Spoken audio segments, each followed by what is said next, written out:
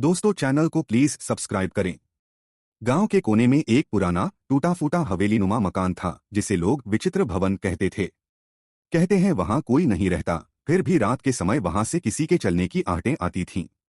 विक्रम नाम का एक लड़का शहर से गांव आया था छुट्टियों में। वह हिम्मती था और भूत प्रेत की बातों पर विश्वास नहीं करता था। जब गांव वालों ने विचित्र भवन की कहानियां सुनाई तो उसने हंसते हुए कहा, आहटें? वो भी आत्मा की? भूत अगर सच में होते तो सामने आ जाते।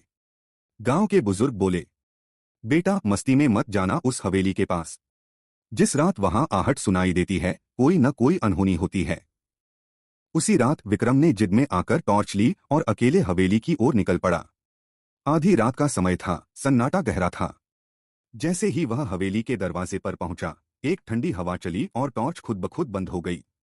टक टक टक, सीढ़ियों पर किसी के नंगे पांव चलने की आहट गूंजी। विक्रम रुका। उसने सोचा कोई गांव वाला मजाक कर रहा होगा। लेकिन तभी एक साया उसके सामने आया, बिना चेहरा बिना आंखें, पर उसकी सांसें गूंज रही थीं। तू क्यों आया मेरी शांति भंग करने?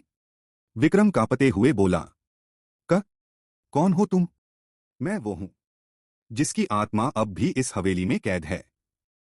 मुझे जलाया गया था जिंदा, और जब भी कोई इस हवेली में आता है मैं पहले आहट देती हूं, फिर ले जाती हूं उसकी आवाज। विक्रम चीखा पर उसकी आवाज निकल ही नहीं पाई। उसकी आंखों से आंसू बह रहे थे पर गला जैसे सुन्न हो गया था। लोगों ने विक्रम को हवेली के बाहर बेहोश पाया। उसकी आवाज पूरी तरह जा चुकी थी।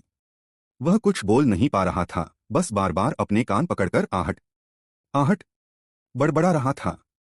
तब से गांव में कोई भी उस हवेली के पास नहीं जाता, क्योंकि आत्मा की आहट अब भी सुनाई देती है।